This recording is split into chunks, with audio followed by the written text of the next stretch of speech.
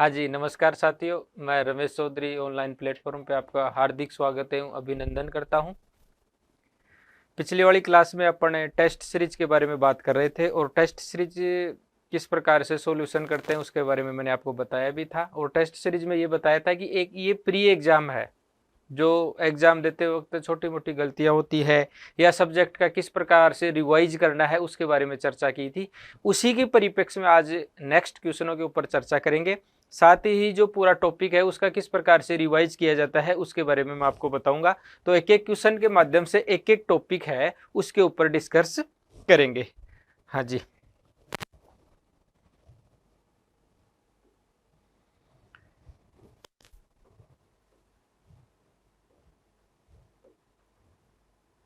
हाँ जी। प्रश्न है, डॉक्टर गणपति चंद्र गुप्त के अनुसार हिंदी साहित्य के इतिहास का पुनर्लेखन किस दृष्टिकोण के अनुसार किया जाना चाहिए। यानी इसमें जो डॉक्टर गणपति चंद्र गुप्त है वो ये कहना चाह रहे हैं कि जो हिंदी साहित्य के इतिहास का पुनर्लेखन किस दृष्टिकोण के अनुसार किया जाना चाहिए, यानी जो इसका पुनर्लेखन किया जाना चाहिए। अब आपको याद होगा जो हिंदी साहित्य का इतिहास है वो 1000 ईस्वी के आसपास माना जाता है। यानी विद्वानों ने यह माना कि 1000 ईस्वी के आसपास हिंदी साहित्य का आरंभ या लेखन प्रारंभ हुआ था। और ये प्रश्न भी किससे जुड़ा हुआ था? ये प्रश्न जुड़ा हुआ था हिंदी भाषा का उद्भव और विकास से। यानी जिस प्रकार हिंदी भाषा का उद्भव हुआ उसी हिंदी भाषा के उद्भव से किसका विकास हुआ? हिंदी साहित्य के इतिहास का। हाँ जी, यानी जो हिंदी साहित्य का इतिहास लिखा गया था वो किसी न किसी भाषा में लिखा गया होगा। और भाषा की बात करें तो हिंदी भाषा का आविर्भाव कब से माना जाता है? 1000 ईस्वी से माना जाता है। और 1000 ईस्वी से ही क्या माना जाता है? हिंदी साहित्य के विकास का आधार माना जाता है। तो इसमें यह है कि गणपति चंद्र गुप्त के अनुसार जो पुनर्लेखन दृष्टिकोण होना चाहिए वो किस आधार पे होना चाहिए? ऑप्शन पहला है पाश्चात्य इतिहास के आधार मानकर किया जाना चाहिए, पहला ऑप्शन ये है। दूसरा है पश्चिम के किसी सिद्धांत विशेष के आधार को मानकर हिंदी साहित्य का इतिहास लिखा जाना चाहिए। यह है स्वतंत्र, तटस्थ एवं संतुलित दृष्टिकोण से और किसी आदर्श का अनुसरण करने से। हाँ जी, इतिहास की जब परिभाषा बताई थी तब उसमें यह कहा गया था कि इतिहास लेखन में क्या होता है कि इतिहास लेखन में किसी भी जो पर्टिकुलर होता है उसको बेस मानकर हिंदी साहित्य का इतिहास नहीं लिखा जाता है।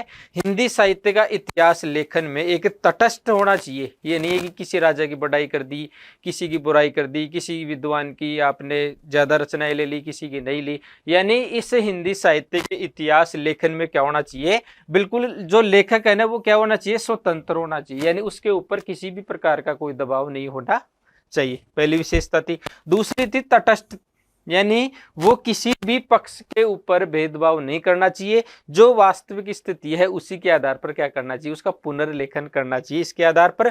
दूसरा है संतुलित दृष्टिकोण। हाँ जी, जो इतिहास लेखन में है वो संतुलित होना चाहिए, ना एक पक्ष को ज्यादा महत्व देना ना दूसरे पक्ष को महत्व देना। तो इसके अनुसार जो पुनर्लेखन का जो दृष्टिकोण है वो इसमें ऑप्शन है सी, यानी स्वतंत्र, तटस्थ एवं संतुलित दृष्टिकोण होना चाहिए। इसमें यह है कि पाश्चात्य इतिहास को आधार बिल्कुल नहीं है, पाश्चात्य इतिहास को आधार मानकर अपन किसी भी इतिहास को नहीं लिख सकते।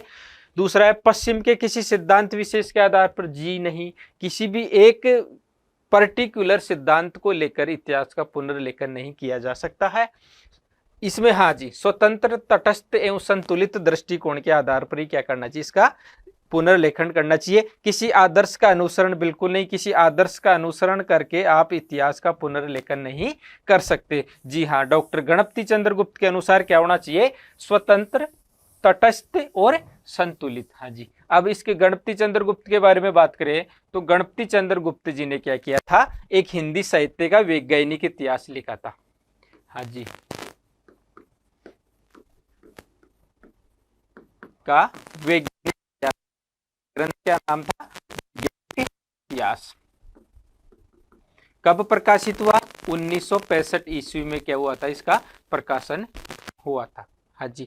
दूसरी बात यह है कि जो इतिहास लेखन की सर्वश्रेष्ठ पद्धति मानी जाती है वो पद्धति है विधेयवादी पद्धति। विधेयवादी पद्धति है। विधेयवादी पद्धति का आचार्य रामचंद्र शुक्ल ने समर्थन भी किया था और अपने हिंदी साहित्य के इतिहास में उसका लेखन भी माना जाता था। विधेयवादी पद्धति के जन्मदाता विदेशी विद्वान तेन महोदय माने जाते हैं। अब इसमें यह बताने का तात्पर्य यह है कि जो डॉक्टर गणपति चंद्र गुप्त ने जो वैज्ञानिक इतिहास लिखा था उसमें इन्होंने क्या किया था, वैज्ञानिक पद्धति का समर्थन किया था। आज प्रश्न आ सकता है किस विद्वान ने वैज्ञानिक पद्धति का समर्थन किया था, तो किस विद्वान ने किया था, डॉक्टर गणपति चंद्र गुप्त ने क्या किया था, वैज्ञानिक पद्धति का क्या किया था, समर्थन किया था। और उन्होंने ये भी जोर दिया था कि इसके माध्यम से क्या किया जाना चाहिए, हिंदी साहित्य का इतिहास लिखा जाना चाहिए।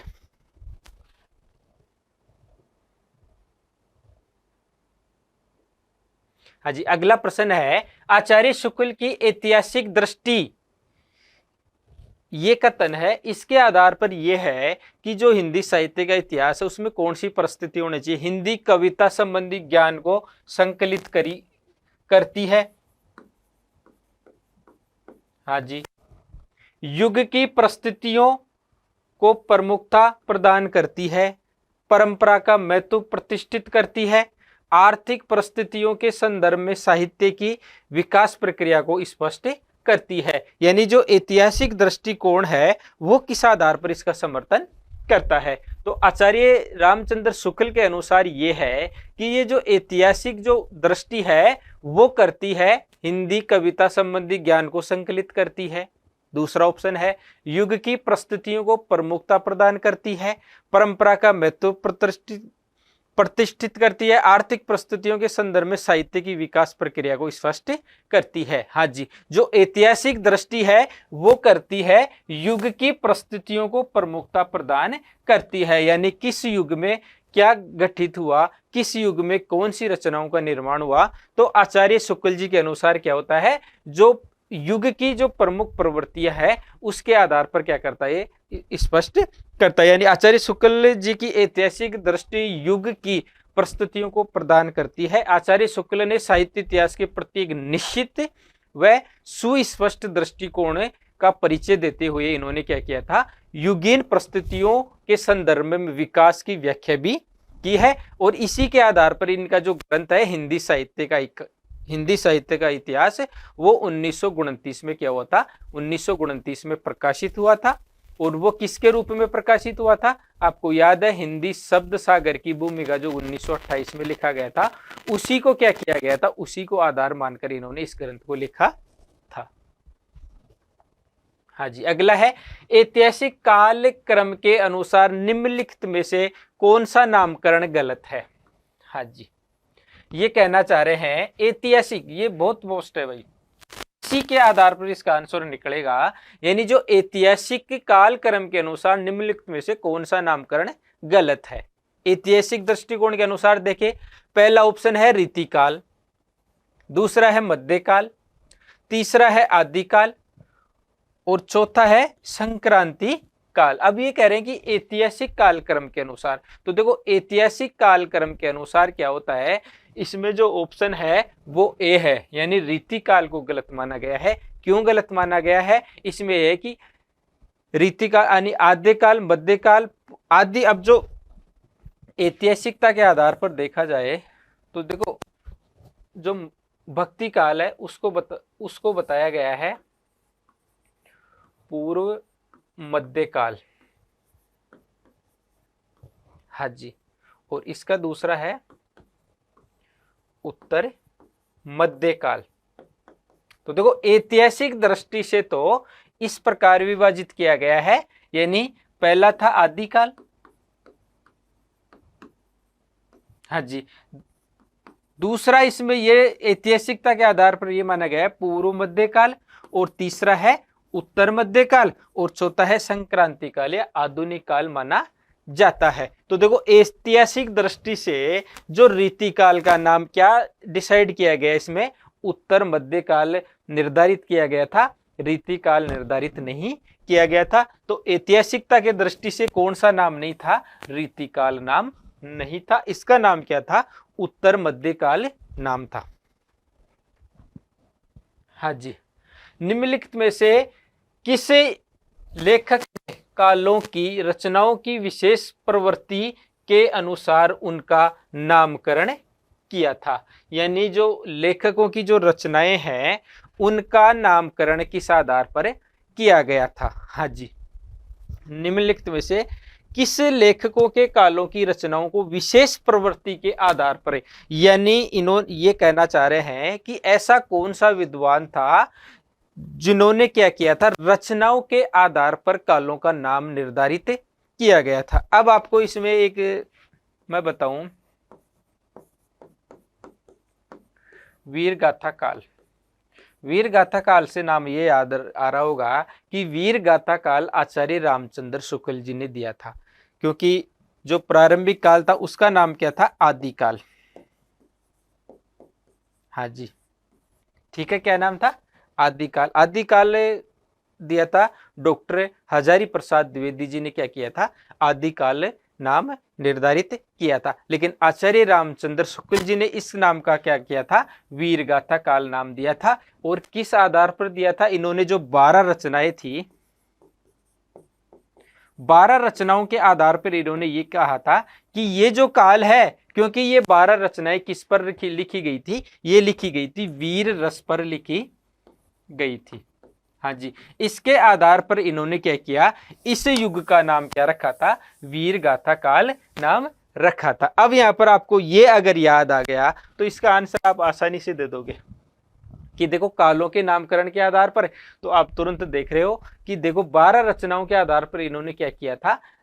वीर गाथा काल नाम दिया था। तो देखो राम कुमार वर्मा जी ने जी नहीं, डॉक्टर शिव सिंह सेगर जी नहीं, डॉक्टर नगेंद्र जी नहीं, आचार्य रामचंद्र शुक्ल। तो इसका आंसर क्या हो गया? आचार्य रामचंद्र शुक्ल, क्योंकि इन्होंने क्या किया था? रचनाओं के आधार पर जो युग थे उनका नाम निर्धारित किया था। यानी आचार्य शुक्ल ने कालों की रचनाओं की विशेष प्रवृत्ति का अनुसरण करते हुए इनका क्या किया था? नामकरण किया था। हिंदी साहित्य के इतिहास में जो 900 वर्षों का जो इतिहास था, कितने वर्षों का? 900 वर्षों का। उस 900 वर्षों के इतिहास को क्या किया था इन्होंने? लेखकों की जो रचनाएं और जो उनकी प्रवृत्ति थी उसके आधार पर इन्होंने क्या किया था? जो हिंदी साहित्य का इतिहास है उसको 4 कालखंडों में विभाजित किया गया था, जिसमें पहला क्या था इनका? पहला था वीर गाथा काल। हाँ जी, पहला क्या नाम माना था? वीर गाथा काल, जिसका नाम क्या है? आदिकाल। यानी पहले काल जो आदिकाल है इसका इन्होंने क्या नाम निर्धारित किया था? इनका नाम निर्धारित किया था वीर गाथा काल। दूसरा नाम है वीर गाथा काल के बाद भक्ति काल। भक्ति काल के बाद है रीति काल, और रीति काल के बाद है आधुनिक काल। आधुनिक काल। अब आपको याद है जो भक्ति काल और जो रीति काल है इसको बोलते हैं पूर्व मध्य काल, जो रीति काल है उसको बोलते हैं उत्तर मध्य काल। हाँ जी, इन्होंने क्या किया था? इस आधार पर जो हिंदी साहित्य का जो 900 वर्षों का इतिहास है उसको क्या किया था इन्होंने? रचनाओं के आधार पर, एक काल विशेष के आधार पर क्या किया था इन्होंने? नामकरण किया था। हाँ जी, अगला प्रश्न है आचार्य रामचंद्र शुक्ल के अनुसार आदिकाल का समय क्या है? यानी इन्होंने जो वीर भक्ति काल, जो वीर गाथा काल दिया था उसका आदिकाल है। इन्होंने जो ये बताना चाह रहे हैं कि जो आचार्य रामचंद्र शुक्ल जी ने जो वीर गाथा काल यानी जो आदिकाल है उसकी समय सीमा क्या निर्धारित की थी? 1050 से 1350 तक, 1075 से 1350 विक्रम संवत तक। तीसरा ऑप्शन है 1050 से 1375 विक्रम संवत तक। चौथा है संवत 1000 से 1350 तक। तो रामचंद्र शुक्ल जी ने क्या किया था? रामचंद्र शुक्ल जी ने जो वीर गाथा काल है उसको निर्धारित किया गया था 1050 से 1350 विक्रम संवत तक। क्या किया था इन्होंने? इसका निर्धारित किया था। यानी आदिकाल की बात करें तो आचार्य रामचंद्र शुक्ल जी ने 1050 से 1375 तक जो आदिकाल है उसका समय निर्धारित किया गया था। यानी जो 900 वर्षों का इतिहास है उसको इन्होंने क्या किया था, 4 भागों में विभाजित किया गया था, जिसमें आदिकाल की समय सीमा माना तो उसमें इन्होंने निर्धारित किया था कि 1050 विक्रम संवत से 1375 विक्रम संवत तक इन्होंने क्या किया था, इसका विभाजित किया था। तो आचार्य रामचंद्र शुक्ल जी ने जो 4 भागों में विभाजित किया गया था उसमें क्या है, उसमें है आदिकाल 1050 से 1350 तक क्या किया था, इन्होंने निर्धारित किया था। हाँ जी। अगला प्रश्न है हिंदी साहित्य के प्रारंभिक काल को आदिकाल नाम देने वाले हैं। हाँ जी, जो प्रारंभिक काल माना जाता है उसका आदिकाल नाम किसने दिया था? जो हिंदी साहित्य के जो 900 वर्षों का इतिहास है उसको 4 कालखंडों में विभाजित किया गया था, जिसमें पहला था रीतिकाल, आदिकाल, दूसरा है भक्तिकाल, तीसरा है रीतिकाल और चौथा है आधुनिक काल।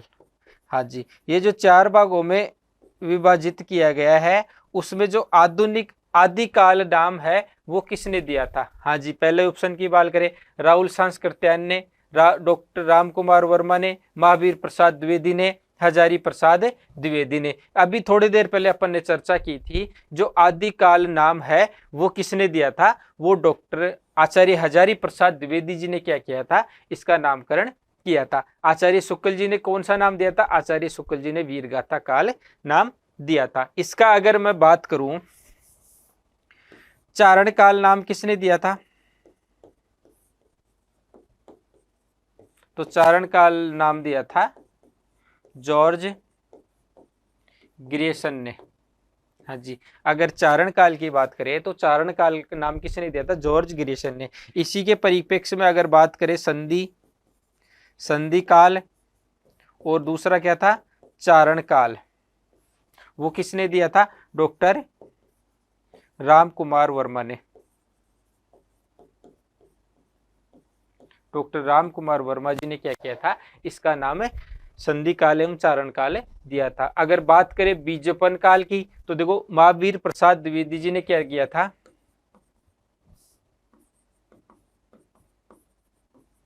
बीजपवन काल नाम किसने दिया था? महावीर प्रसाद द्विवेदी जी ने बीजपन काल दिया था। अगर बात करें सिद्ध सामंत काल तो सिद्ध सामंत काल किसने दिया था? सिद्ध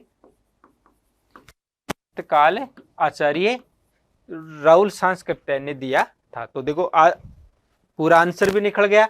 आचार्य राहुल सांस्कृत्यायन ने कौन सा नाम दिया? सिद्ध सामंत काल। राम कुमार वर्मा ने कौन सा दिया? संधि काल एवं चारण काल। महावीर प्रसाद द्विवेदी जी ने कौन सा दिया? बीजपवन काल। तो डॉक्टर हजारी प्रसाद द्विवेदी जी ने कौन सा दिया था? आदिकाल नाम इन्होंने क्या किया था, निर्धारित किया था। और इन्हीं के मत के अनुसार जो प्रारंभिक काल है उसका क्या नाम रखा था? उसका नाम आदिकाल रखा था। अगला प्रश्न है ज्ञान राशि के संचित कोश का नाम साहित्य है। हाँ जी, साहित्य के संदर्भ में ये किस मनीषी का कथन है? यानी ये जो कथन है ज्ञान राशि के संचित कोश का नाम ही क्या है? साहित्य है। यानी ये कोटेशन किस विद्वान की है? तो देखो ज्ञान राशि संचित कोश का नाम साहित्य है, ये किसने दिया था? डॉक्टर हजारी प्रसाद द्विवेदी जी ने, पहला ऑप्शन है। दूसरा ऑप्शन है पंडित महावीर प्रसाद द्विवेदी ने। तीसरा ऑप्शन है पंडित या आचार्य रामचंद्र शुक्ल जी ने। चौथा ऑप्शन है डॉक्टर नगेंद्र जी ने। हाँ जी, तो ज्ञान राशि के संचित कोश का नाम ही साहित्य है, ये किसने दिया था? ये डॉक्टर नगेंद्र जी ने दिया था। ये आचार्य महावीर प्रसाद द्विवेदी जी ने क्या किया था, इसका ये परिभाषा दी थी। ज्ञान राशि के संचित कोश का नाम ही क्या है? संचित कोश का नाम ही साहित्य है। और जो इन्होंने क्या किया था, इन्होंने एक सरस्वती पत्रिका का भी संपादन किया था, याद आ गया होगा, सरस्वती पत्रिका का संपादन किया था। जिसका प्रकाशन 1901 से 1921 तक किया गया था। और आपको याद हो तो आचार्य महावीर प्रसाद द्विवेदी जी के नाम से जो आधुनिक काल में जो द्विवेदी युग है वो भी इनके नाम से ही युग का नाम भी जाना जाता है। तो देखो ये परिभाषा किसने दी थी? ज्ञान राशि के संचित कोश का नाम ही साहित्य है, ये परिभाषा दी थी पंडित महावीर प्रसाद द्विवेदी जी ने क्या किया था? इस परिभाषा को दिया था। हाँ जी, अगला प्रश्न है हिंदी साहित्य के इतिहास का काल विभाजन करने वाले प्रथम इतिहासकार कौन है? हाँ जी, यानी जो हिंदी साहित्य के इतिहास में जो 900 वर्षों का इतिहास है उसमें जो आपकी 4 भागों में विभाजित किया गया है, उस 4 भागों में ये प्रश्न ये कहना चाह रहा है कि ये जो पहला काल विभाजन का जो प्रयास है वो किस इतिहासकार ने किया था? ऑप्शन पहला है पंडित राहुल सांस्कृत्यायन ने, दूसरा है जॉर्ज ग्रिशन ने, तीसरा ऑप्शन है पंडित रामचंद्र शुक्ल ने, चौथा ऑप्शन है मिश्र बंधुओं ने। तो देखो हिंदी साहित्य का इतिहास लिखने का पहला प्रयास तो किसने किया था? गारसादे तासी ने। हाँ जी, जो हिंदी साहित्य का इतिहास जो लेखन का पहला प्रयास, लेखन का पहला प्रयास, हाँ जी बात क्लियर हो गई। यानी अगर हिंदी साहित्य के इतिहास लेखन का पहला प्रयास की बात करें तो पहला प्रयास तो किसने किया था? जॉर्ज गारसादे तासी ने। इस्तवार द ला लिटरेचर एंदुई ए हिंदुस्तानी नाम का ग्रंथ का इन्होंने क्या किया था? प्रकाशन किया था। पहली बात। दूसरी बात हो गई कि इसमें ये पूछना चाह रहा है काल विभाजन, तो गारसादा तासी ने हिंदी साहित्य की इतिहास ग्रंथ तो लिखा था लेकिन इन्होंने कोई काल विभाजन का प्रयास नहीं किया था। हाँ जी। दूसरा ऑप्शन है जॉर्ज ग्रिशन ने। हाँ जी, ये भी विदेशी विद्वान है। इन्होंने क्या किया था? जो हिंदी साहित्य का इतिहास लिखा था द मॉडर्न वर्नाक्यूलर, जो बंगाल पत्रिका, जो बंगाल सोसाइटी पत्रिका, उसके माध्यम से प्रकाशित हुआ था, जिसमें 952 कवियों को सम्मिलित किया था। कितने कवियों को? 952 कवियों को सम्मिलित किया था। डॉक्टर किशोरी लाल गुप्ते जी ने क्या किया था? इसके 1957 में हिंदी में अनुवाद भी किया था और उन्होंने ये भी परिभाषा दी थी कि सच्चे अर्थों में अगर हिंदी साहित्य के इतिहास पहला माना जाए तो वो कौन सा, किन महोदय का माना चाहिए? जॉर्ज ग्रिशन का माना जाना चाहिए। तो जॉर्ज ग्रिशन पहले विद्वान थे जिन्होंने क्या किया था? हिंदी साहित्य के काल का विभाजन का प्रयास किया था। और इन्होंने क्या किया था? जो हिंदी साहित्य का जो काल विभाजन है वो कितने भागों में विभाजित किया गया था? वो 11 भागों में विभाजित किया था। यानी इन्होंने हिंदी साहित्य के इतिहास को 11 काल खंडों में विभक्त किया था। हाँ जी, प्रश्न का आंसर हो गया।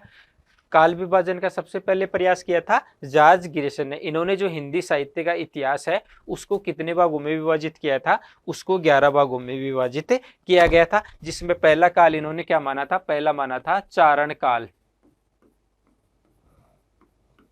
अभी थोड़ी देर पहले बात की थी कि चारण काल किसने माना था? तो चारण काल माना था इन्होंने क्या किया था? 700 से 800 विक्रम संवत तक इसका काल निर्धारित किया था। ठीक है। इन्होंने दूसरा काल की बात करें तो देखो पहला काल तो इन्होंने क्या माना, और ये परीक्षा में कई बार प्रश्न पूछा हुआ है कि चारण काल किसने दिया था। तो अभी थोड़ी देर पहले बात की थी, तो चारण काल किसने दिया था? जॉर्ज ग्रिशन ने क्या किया था? चारण काल नाम दिया था। हाँ जी। दूसरी बात करें तो इन्होंने है, दूसरा है तीसरी सती का साहित्य इतिहास या धार्मिक पुनर्जागरण। तीसरी सती का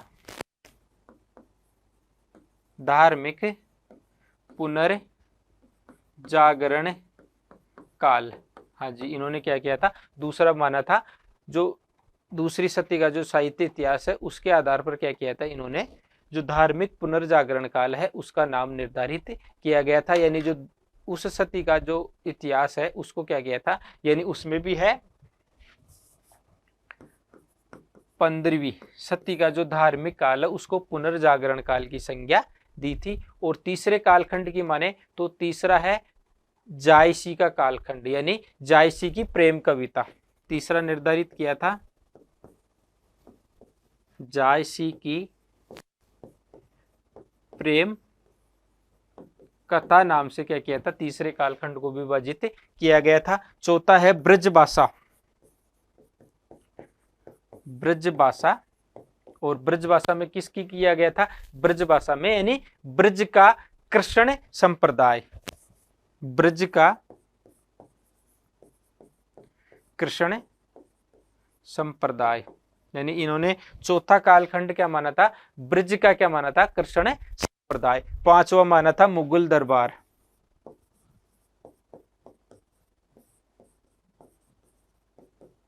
जो पांचवा कालखंड था उसको इन्होंने क्या नाम दिया था, मुगल काल। और छठा था उसका नाम दिया था, छठवें का इन्होंने तुलसीदास। हाँ जी, छठवें का क्या नाम दिया था इन्होंने, छठवें का नाम दिया था तुलसीदास। और तुलसीदास के माना था इन्होंने रीतिकाल। सातवां कौन सा हो गया, रीतिकाल। और रीतिकाल के बाद माना था इन्होंने तुलसीदास के अन्य, तुलसीदास के बाद जो भी राम के हुए तो इन्होंने माना तुलसीदास के अन्य परवर्ती, तुलसीदास के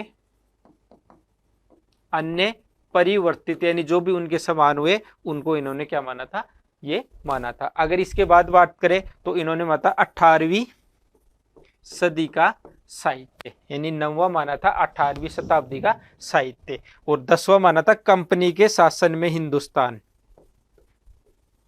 कंपनी के शासन में हिंदुस्तान। और जो लास्ट था वो 11वां था महारानी विक्टोरिया, महारानी विक्टोरिया, यानी इन्होंने क्या किया था, प्रथम काल विभाजन का प्रयास किया था। और उस प्रथम काल विभाजन में क्या किया था, इन्होंने हिंदी साहित्य के इतिहास को 11 काल खंडों में विभक्त किया था। कई बार परीक्षा में अगर डीपली क्वेश्चन पूछे तो इनका काल निम्न में से कौन सा काल विभाजन जॉर्ज गिरिसन ने नहीं दिया था। तो देखो चारण काल का तो कई बार परीक्षा में प्रश्न आया हुआ है। इन्होंने पहला माना था चारण काल, दूसरा 15वीं शताब्दी का धार्मिक पुनर्जागरण काल, तीसरा माना था जायसी की प्रेम कथा, चौथा था ब्रज का कृष्ण संप्रदाय, फिर है मुगल दरबार पांचवा, फिर है तुलसीदास, सातवां है रीतिकाल, और आठवां है तुलसीदास के अन्य परिवर्तित जो भी कवि हुए थे उनको माना था। फिर माना था 18वीं सदी का, फिर माना था इन्होंने कंपनी का शासन, और लास्ट में 11वां माना था इन्होंने महारानी विक्टोरिया के शासन में हिंदुस्तान। इस प्रकार इन्होंने क्या किया था, हिंदी साहित्य के इतिहास को 11 कालखंडों में विभक्त किया था। हाँ जी, अगले प्रश्न की बात करें, रामचंद्र शुक्ल के वीर गाथा काल को आदि काल नाम किसने दिया था। हाँ जी, आपको याद है वीर गाथा काल इन्होंने एक 12 रचनाओं विशेष के आधार पर इसका नाम दिया था, जिसको आदि काल नाम किसने दिया था। ऑप्शन पहला है महावीर प्रसाद द्विवेदी जी ने, दूसरा है शांति प्रिय द्विवेदी ने, तीसरा है हजारी प्रसाद द्विवेदी ने, चौथा है गणपति चंद्र गुप्त जी ने। हाँ जी, जो वीर गाथा काल है उसको आदिकाल नाम किसने दिया था, ये आदिकाल नाम डॉक्टर हजारी प्रसाद द्विवेदी जी ने क्या किया था, इसका नाम आदिकाल दिया था। अगर बात करें चारण काल की तो चारण काल किसने दिया था, अभी थोड़ी देर पहले बात की थी, जॉर्ज गिरिसन ने। अगर प्रारंभिक काल माने तो प्रारंभिक काल मिस्र बंधु विनोद जी के द्वारा, मिस्र बंधुओं के द्वारा गया था। वीर गाथा काल नाम किसके द्वारा दिया गया है, आचार्य हजारी प्रसाद द्विवेदी जी के। सिद्ध सामंत काल राहुल सांस्कृत्यायन के द्वारा। और वीर काल किसके द्वारा दिया गया है, वीर काल दिया गया है आचार्य विश्वनाथ के द्वारा। संधि काल व चारण काल किसके द्वारा दिया गया है, डॉक्टर राम कुमार वर्मा के आधार पर। और आधार काल, तो आधार काल नाम दिया गया है सुमन राज्य के आधार पर क्या किया गया, इसका नाम आधार काल दिया गया है। ये थे आज के कुछ प्रश्न। इन्हीं प्रश्नों के आधार पर अपन अगली क्लास लेंगे। इसका करवाने का उद्देश्य ये है कि किस प्रकार टॉपिक का रिवाइज किया जाएगा। जो हमारी टेस्ट सीरीज होगी उसमें बिल्कुल टॉपिक वाइज और जो आपकी इकाई में जो सिलेबस को विभक्त किया गया है उस इकाई वाइज संपूर्ण सिलेबस का टेस्ट भी लिया जाएगा। लास्ट में फुल टेस्ट भी होंगे। तो कृपया हमारे चैनल और एप्लीकेशन को डाउनलोड करें और अपना रजिस्ट्रेशन करवाएं। साथ ही अगली क्लास में फिर दूसरे क्वेश्चनों के ऊपर चर्चा करेंगे। धन्यवाद।